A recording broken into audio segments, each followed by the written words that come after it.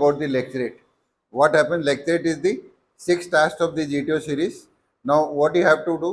That there will be a card in which four subjects will be there, and you have to select one out of these four, and you have to deliver the lecture to the rest of the group for 3 minutes. Now, what will happen? Whosoever candidate is there, he'll come and pick up the topmost card, go a little distance away from the group, and start preparing. Now, once you are prepared, you come back, hand out the card to the GTO. Then afterwards, you start delivering your lecturate.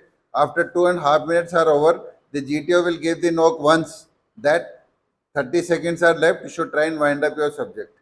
Understood? Now, if you are not able to do so, then after 3 minutes, he'll give the knock twice. Then you are supposed to conclude and settle down. Okay. Any questions? Anyone? Today, my topic of lecturate is India and its neighbors.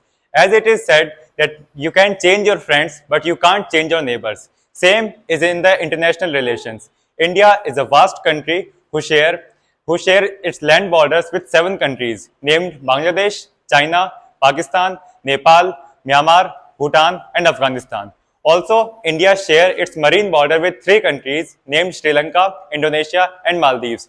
India is a vast country who holds an important diplomatic and strategic location in the Southeast Asia. India always follow the neighbor first policy, and India always try to maintain the peaceful relations with all the neighbors. The largest border which India shares with the country is Bangladesh. The relation with Bangladesh with India are fairly good. In 1971, India helped Bangladesh a lot in its liberation war. There was a rail service between both the nations named Maitri Express with the convenience for both the people from India and Bangladesh. Next, the second longest border India shares with China. With China, India has not so much good relations. In 1962, both the nations had a war. The result of war was not so much positive. There are many issues that China infiltrates in the territory of India and try to claim its territory. Many times China issued some kind of maps and show the Indian territories as its. But in all the international forums, India opposed the China, and India and China had a Panchsheel Pact signed between the Mao Zedong of China and Jawaharlal Nehru of India. Then the third border which India shares with Pakistan. Pakistan formed on the 14 August 1947. With Pakistan, India had 3 wars, and the result of all the wars are the same. In 1971, that was the largest surrender of the Pakistani army in any kind of war against the India. Then India shares its border with Myanmar. With Myanmar, India has a good relations. There is a FTA, free trade agreement between both the nations for the local businessmen of border area in India and Myanmar. The Myanmar shares border with the northeastern part of India with the Arunachal Pradesh, Nagaland, Manipur, and Mizoram. Then it comes to Nepal. With Nepal, India is a good relation, and but there was a certain time when Nepal influence through the China increased, and Nepal also try to show Indian territories as its own.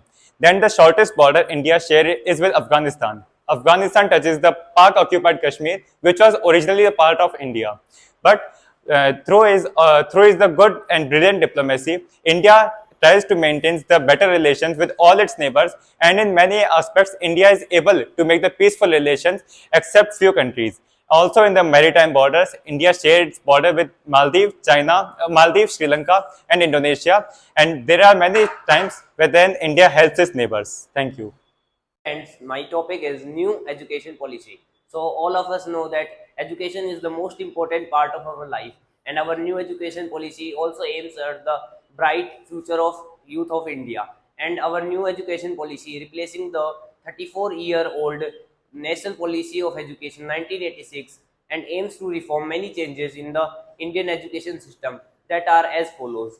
The National Education Policy 2023 change the system of 10 plus 2 to the 5 plus 3 plus 3 plus 4 system, in which the first 5 classes are the pre-primary classes from nursery to the second class, and then the next 3 classes are from second to fifth, then after fifth to eighth, and after 9th to 12th of the senior secondary classes. The national education policy also extends the ages from 6 to 14 to 3 to 18 years.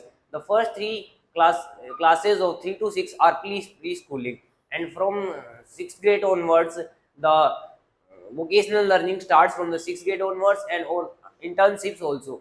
And in the streams, the students have more freedom than the usual, as they can select all the subjects from different streams and take their field of interest in it. And as we can see, the deviation from the streams get blurred in the National Education Policy 2023.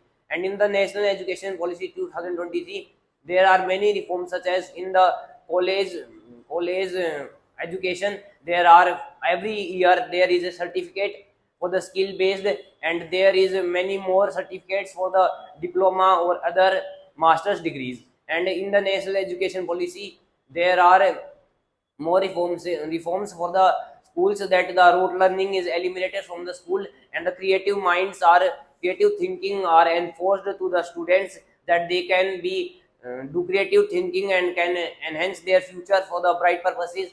And internships also are made available from the class 6 onwards only, so that they can be comfortable with the competitive nature in the world. And from the national new education policy, the children are more aware of the world and can be prepared well in the pre-primary wing only.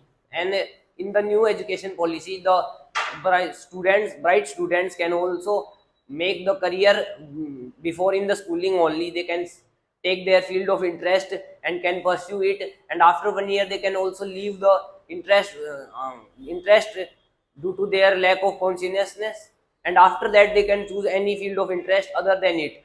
Then it get a very freedom of the education, and it is the major part of the change, and it gets to a educated Bharat and the young Bharat. Hey everyone, so today's my topic is ozone layer, depletion of ozone layer.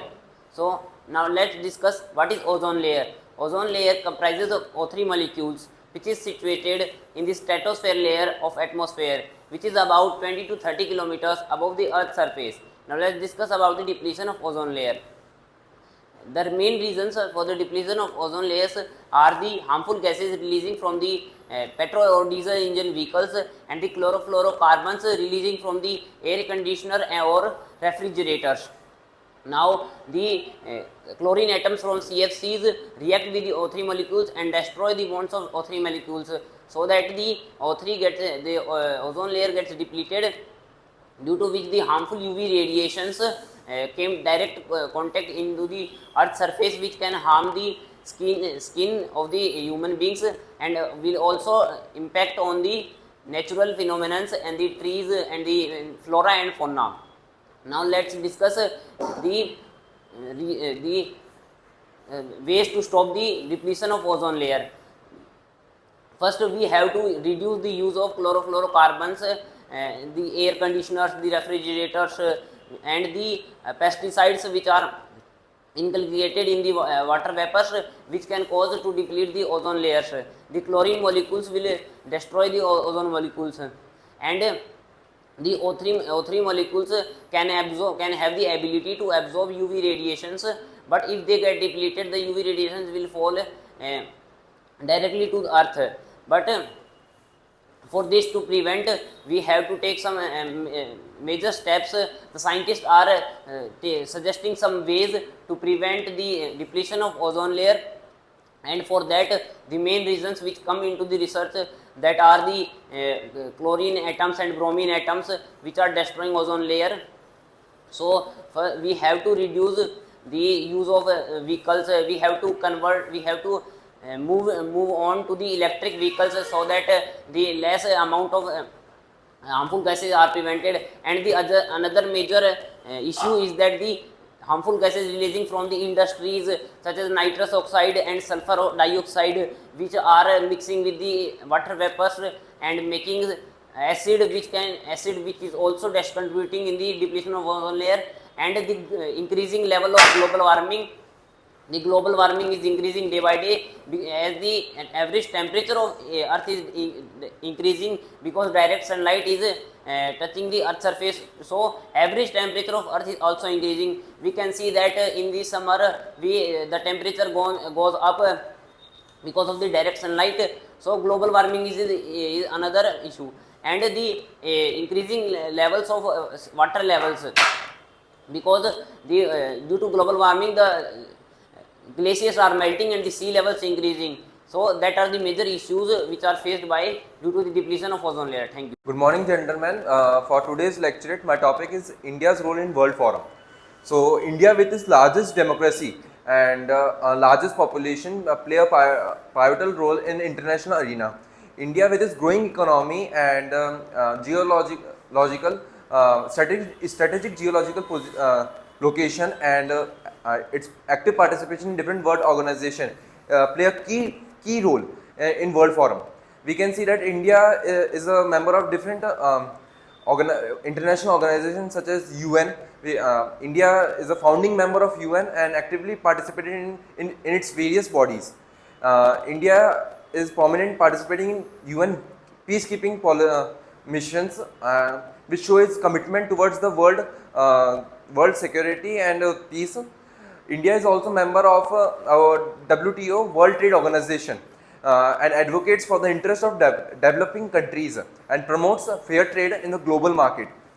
We can also see India is a member of G20, and through this India addresses the economic challenges and promotes the sustainable development among its members. India is also member of BRICS with other countries like Brazil, China, Russia and South Africa. Through this they promote economic they faces economic challenges and economic reforms. And also India is member of Commonwealth of Nations. Through this, India engage in initiative of development, democracy, and the exchange of cultural exchange among the members only. We can see that India have played a vital role in global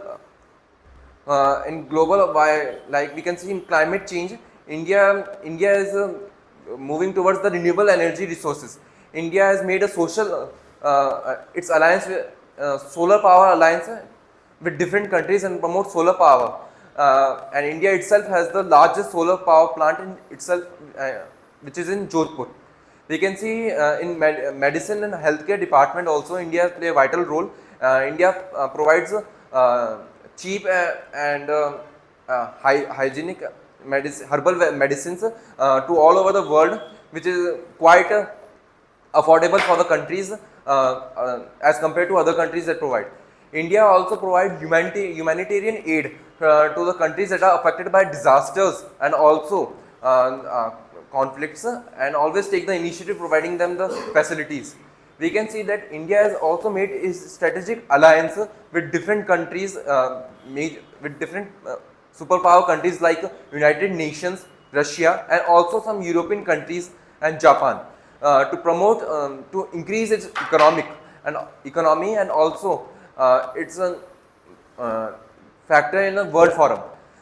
In conclusion, I would like to say that India, with its democracy, largest democracy, and improving economic growth, plays a pivotal role in the world